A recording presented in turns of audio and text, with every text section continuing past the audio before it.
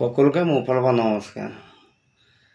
আপোনালোকে নিশ্চয় এটা কথা জানে যে আমাৰ মৰমৰ জুবিন দা সেই ফুটপাথত পৰি থকা মানুহবিলাকক ৰজাৰ দৰে দেখিছিলে আৰু তেওঁ বিচাৰিছিলে যে ফুটপাথৰ মানুহবোৰো এদিন ৰজা হওক।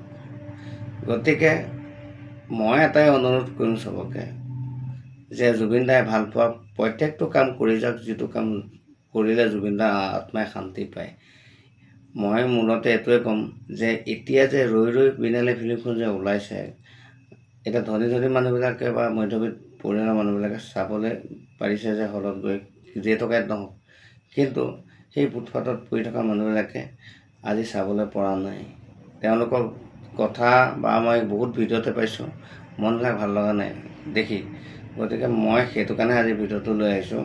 যদি আপোনালোকে ভিডিঅ'টো ভাল পাইছে তেনেহ'লে শ্বেয়াৰ কৰি দিব, যে সকলোৱে চাব পাৰক। লাইক কৰক নকৰক বা কমেণ্ট কৰক নকৰক, খালি শ্বেয়াৰ কৰি দিব। কমেণ্টত এটাই লিখিব, জাষ্টিছ ফৰ জুবিন।